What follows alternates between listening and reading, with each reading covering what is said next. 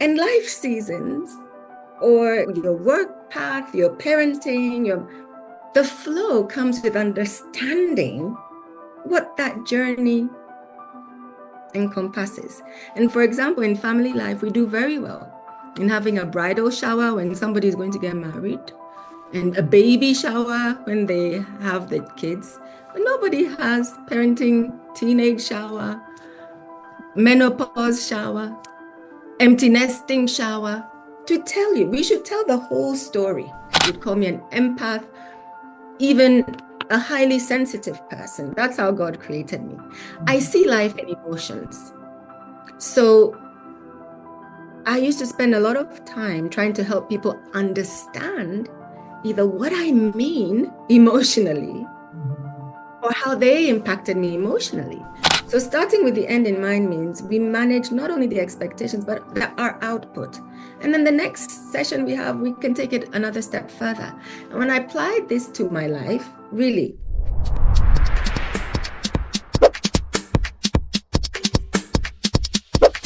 Hello, everyone, and welcome to another episode of Chatting with the Experts, the TV show where I showcase women from Africa, from the Caribbean, and in the diaspora. And our mission is to educate, to empower, and inspire women globally. Sometimes I have men on, but 99% of the time it's women. And these women are professionals, and they're also successful business owners. The topic of today is beginning with the end in mind, finding flow. And with me to do that today would be Anyima Okundi. But let me tell you a bit about her. She's a seasoned entrepreneur and she's an executive coach who has managed her own design firm since 2009. Throughout her career, which spans over 20 years, she has served multiple roles cross-organizationally and has gained valuable insights into leadership challenges that are common to those building successful organizations. So when we talk today about beginning with the end in mind, she'll tell you that endings have always been the hardest part of life because being an emotionally wired person, endings were always very difficult during her childhood. But then she discovered through coaching that endings are much easier to celebrate when included at the beginning. And so with that, I welcome to Chatting with the Experts, Anyima Okundi. Hello. hello. I'm so happy that you joined me today in speaking about beginning with the end in mind, because that's something off camera we spoke about, that how important it is to have the end in mind with everything that you do. So thank you for joining us and thank you for being part of this today. Yeah. Thank you for having me, Paula. Really, I'm so excited. And to manage my nerves, I'm already thinking about the ending. So I love it. I love it. And I know that our guests who have joined us will be so happy to hear how you're thinking about your ending. Yeah. All right. So, the thing is, whenever I have guests, I just give a snippet of their bio. I'm sure you probably have more that you can add to it, like, for example, how did you even get into coaching? Oh, yeah, that's a good question. I stumbled into coaching actually on the back of my diploma in counseling and psychology. And when I was doing my thesis paper for that diploma, I was looking at the relationship between mothers and their teenage daughters and how they impact women emotionally, mentally, and physically. And my research group were from my daughter's school, and a lot of them were actually corporate professionals. And having come from a corporate background in banking and logistics, I was now working as an entrepreneur for my own design business. And the psychology part of it was because I used to just need to support women around loving their bodies, when you're making clothes, or even people confiding in you when you're designing their interiors, the bedroom, the kids' room, and tend to talk. And it was one of my dear clients actually who said, you're so good at this, you should formalize. And I've always loved just connecting with people and supporting them. So as I did this research, it turns out that the ladies loved it so much, but nobody was really ready to have therapy. And then another friend of mine said, "Oh, coaching. Have you thought about coaching then?" Because I really found an affinity in supporting them because I had worked in their world before. And that's how I explored then, what is this coaching? And I found really my sweet spot in supporting men and women, children, whomever, in finding their voice through different seasons and stages of life as a coach. Yeah. Okay. And when you're going through such certifications, whether it's as a therapist or a coach, you need to use your own life experiences. And so this was the change maker for me, because I got to really take a good look at myself and understand myself in order to be able to hold space for my clients. And yeah, haven't looked back since. So I'm also a coach trainer. I'm faculty for coaching diploma. I'm a coach supervisor. And so I really am passionate about supporting the growth of people wherever they may be. Yeah. I love that. I love that. So you found your own passion, you found your own path, and you're Mm, helping others through your discovery to find theirs. yeah. Oh my gosh. Yeah. So, you mentioned how endings were kind of the hardest part. Well, in general, endings are the hardest part of life. So what do you mean by that? You know, and I think it's really about my life experiences as well. My dad was a diplomat, an ambassador. So I grew up 4 years here, 5 years there. And at every point, you make friends or something, and then you need to move and start Mhm, again.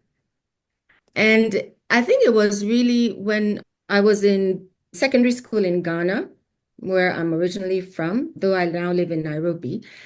And I went to those days, Form 1, Form 2, Form 3. You've just gelled. I mean, and it was boarding school. And shout out to all St. Mary's people. And yes, this was now you were going to be a senior. After 3 years, and then we moved. And of mm, course, I went to boarding school in the UK, so I needed to be happy and grateful. Anybody would say the same. In fact, my friends in school were like, "You're so lucky." But it was mm, the end of such a key time of my life, and it really impacted me, actually. I remember going to this new boarding school in Kent, lovely, where I used to stay in a room full of bunk beds. Here we were just four in a room, you mhm, know. There was a lot of loss I experienced, because it had happened so many times, whether it was primary school, and I didn't cope very well, to be quite honest. I remember just finding my solace in the tuck shop, mhm, yeah, and almost hiding my dissonance because it was not acceptable. If mhm, I had known the end from the beginning, that there would come a time in my life where this too would pass, not just as a phrase, but for real. And that there would come a time in my life where I would find my voice and understand, I would have experienced it differently. So a lot of my years in secondary school in the UK, because it was on the back of a real wrenching of something I wasn't ready to let go of, it was quite, I look back and there's a lot of sadness, you mhm, know, which you wouldn't see because I was, hey, masking with being the belle of the one who is, hey, but really, I didn't do endings very well because I had not been taught. how to. Yeah. Yeah, I can see how that could be because my dad wasn't a diplomat, but we moved many times. And so I understand fully, about creating friendships, trying to fit in and knowing that you don't quite fit in, but then there's still that nostalgia of where you left. Yes. And that follows you, that comes with you. So Yeah. And you are always, you can be always the one looking for, please see me. And it's ironic because what I went through, actually, it was the proving ground for me in marriage because I live in Nairobi, Kenya, because I'm married to a Kenyan. And I thought at the time, when I'm an adult, I will live in Ghana. That is the end. But by the time I was finishing, boarding school, going to uni in East Anglia, doing my postgrad in Surrey, yeah, by that time, then you almost numb yourself to, and you move on. But yes. it is in moving to Kenya 10 years after marriage that really showed me the resilience I had built. And therefore, now looking back to see what did I learn on that journey and really digging into that to propel myself forward as well. Yeah. So would you say that because of those experiences in your formative years and your early, middle, and later childhood, that's enabled you to understand seasons and cycles better? It has. It actually has. But actually, it's my coaching journey that taught me that I have tools within me. Yeah, because as a coach, we know that the answers lie within the person whom we are coaching. And so I have tools within me if I would dare to go there. And a lot of the time, those tools are buried because they have a lot to do with endings. They're buried in shame. Like, all I remember about endings is that my reputation was, oh, as for Anyima, she cries all the time. She's so emotional. This was synonymous with how I felt about endings. But through coaching, I learned that, oh, what were the tears actually expressing? Let's go back and see what can we pick.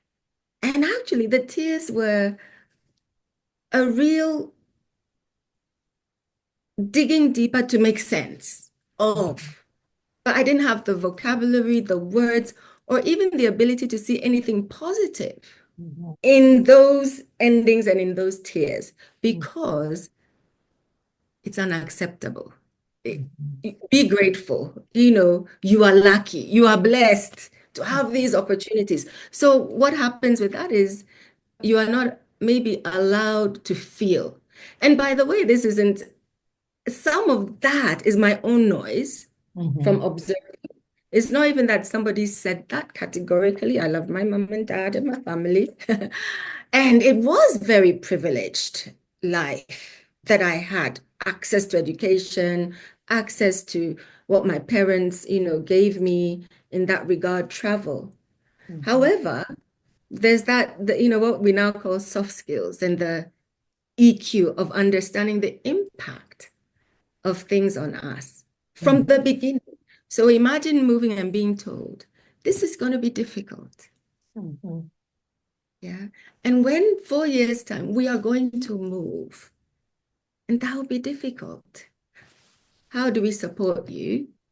Is a very different experience from when it happens and it's like, okay, come on, be strong. You can handle it. Yeah. You feel me? Yeah. Yep. I understand. Times have changed, and I understand better that we used to be told, I remember telling my own children that growing up in the generation that we did, excuse me, my mom used to say feelings were, like what you felt, physical feelings, but your emotional feelings were not really put into consideration. So like you said, you moved and you're told, okay, this is it, grow up, bite the bullet, and keep moving.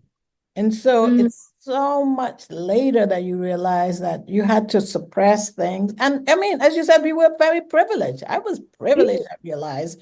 I've lived in all these different countries. I enjoy it now in my latter years because I find that I'm very adaptable. Adapt. There you go.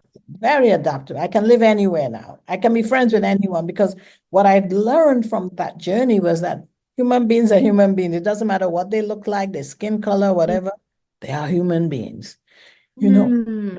But yeah, those formative years of trying to fit in, and that's the time that children tease you, you look Yeah. different, you sound different, you're trying Yeah. to fit in, you don't even know how to fit in. Yeah, exactly. And so the passion that I have about preparing for the end from the beginning. For Mhm, example, I stopped setting New Year goals about 6 years ago. mhm, What I do is I try to envisage at the end of now it's 2025 coming up.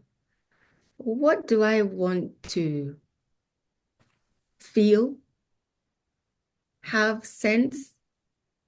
And that can come in any manner of ways. As opposed to at the beginning of the year, I would say I'm reading 10 books. I'm going to, I don't know, make 3 collections because I have a design line.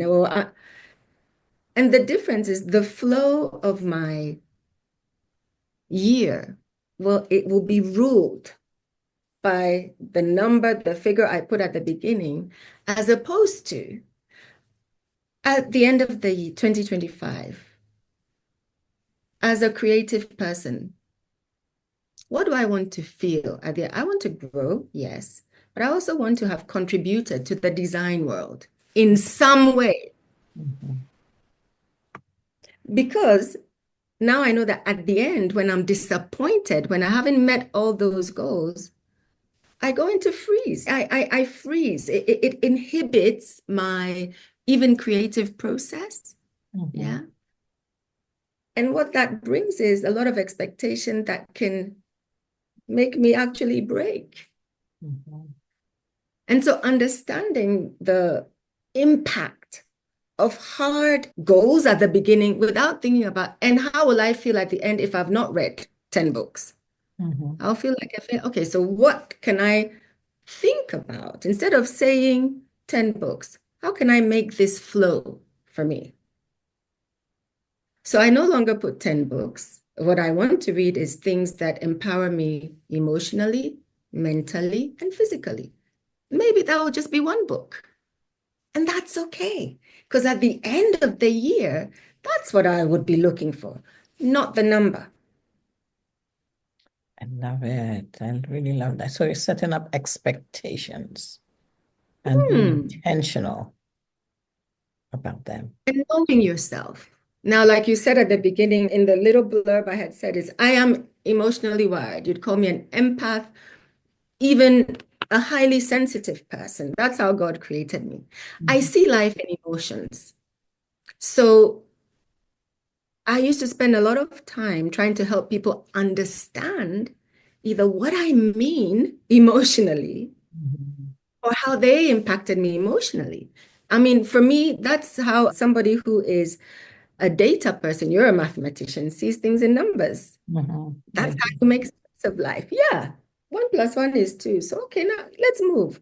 Whereas me, 1 + 1 may be 2, but then I'm thinking of, wow, it'll be really sad or really hard or it'll be fearful.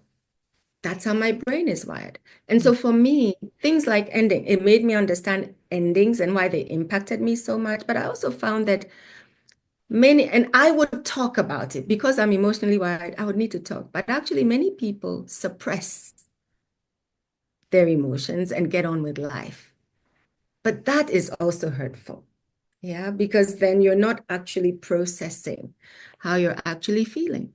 Mhm, So, as a coach, one of the skills is managing a session in the time that you have to come out with what is the desired outcome for your client, right? Now, that outcome depends on them, but it's something that can only happen if you contract for it. So you talk about it at the beginning. So at the end of our time together, what do you want to walk away with? How do you want to feel? And that's like the miracle question, because it allows you then to chart the path for your conversation. And at the end, you refer back to what you wanted at the beginning, and it's like, voila. Even if you've not achieved it fully, you can then say, how far have I come? I've made steps. And now I can do a bit more by myself. Isn't that wonderful? That is wonderful. That is wonderful. And you said something. So as a coach, you prepare your client, about, okay, what do you want out of this? So there's even a joy, like the joy of the beginning, because you're beginning and you're joyful because you're looking forward. You've set up expectations. You've let them know what do you want to achieve. So you're not going in with trepidation. You're going in more with expectation and joy. You're thinking, all right, this is what we're going to achieve. Yeah. Wow. And also, as the coach holding the space, sometimes somebody wants to achieve in an hour something that may take 3 hours, 3 sessions. And so at the beginning, you're also narrowing it down into an achievable step. So, wow, this topic, for example, that you're talking about, being able to impact your team dynamics, for example, so that project timelines are achievable. To do that, we have to work backwards too. So today, in the 1 hour we have, what is one small value add we could have towards that goal? And it might be, I really want to understand the impact of not achieving our goals and what it has on me. For today, if I can understand that, that would be great. So by the end of the session, we may not have solved the mystery of how can I get the whole team to perform at X, but if I walk away with understanding the impact that not performing has on me, that would really help me. Voila. So starting with the end in mind means we manage not only the expectations, but our output. And then the next session we have, we can take it another step further. And when I applied this to my life, really, it applies to everything. Parenting, the expectations we put on our children and how they should turn out and what they should do. Marriage, what should my husband say? He hasn't brought me. What's the expectation? Our workplace growth, friendships. Funny story. I'm an organizer and I'm a creative. So you have a lot of groups that I'm in. Oh, yeah, Anyima will tell us how it should look. And one day, it was happening a few times, and I just felt like I also want to be those that sit and arrive, not be the one who's always in charge of decor. But guess what? I had to say it. Say, okay, so this year for all our activities, can I be the one who arrives? Why? Because at the end of the year, I want to also be able to give all of you your flowers and say, well done. Oh, but you're so good. Yes, but I want to experience. So it took that dialogue to express what I wanted to experience at the end in order to bring that harmony, in my friend group. So it applies everywhere. Everywhere. We talked about beginning and then flow. And the way I look at flow is there's a beginning, there's an end, and in between that is the flow. Is that the way you look at it too? The flow is so important. Flow, there's a book called Flow by a writer called Mihaly Csikszentmihalyi. And it's about the power of latent potential for all of us. We are born and there's a destiny or a purpose path for us. We all take different varying times to find it. But when we find it, we flow. When we are resistant or maybe don't understand that there is maybe several paths and we can choose what resonates, we can be in flux as opposed to flow. And I'd like to use the sort of life cycle of a river. They have a beginning point. And in geography, I did geography at A level. I remember loving it. Yeah, because you've got Oxbow Lake when they reach sort of the middle part of their journey, because now they have gathered debris and that will hit certain corners of the land. And that's how you get the shaping. So everything has a purpose. You pick up, you're there, you're falling rapidly to create the path. And then you've picked up some rocks and then you move with them. That makes the shape. And then eventually you flow out into the sea. Yeah. And life seasons or your work path, your parenting, the flow comes with understanding what that journey encompasses.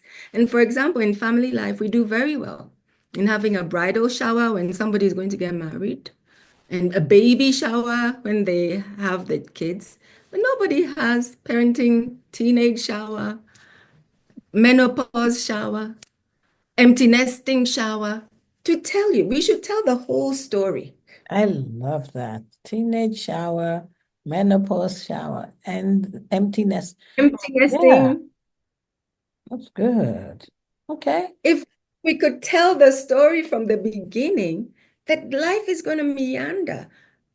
There'll be disappointments. Not all your kids are going to be whatever you envisage for them, but that's okay because they'll figure it out. So we let go a little bit in order not to break. But we really do hold tightly to expectations. I did.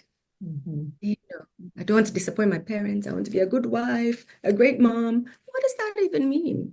What But when does I started to it mean? flow into my seasons, like actually, my mom died 2019. I had a very serious operation on my shoulder. Then we went into COVID. Actually, no. A great mom would be me waking up and looking after myself in that season. Because the end, if I don't do that, is I'm going to break because it was just a lot. Yes. Yes. Yeah. Oh my gosh. Now we could talk forever. I told you that Oh, we're gonna go. I tell you, we could talk forever. There's so much, so much. ah, But we have to leave time for the audience to ask you questions.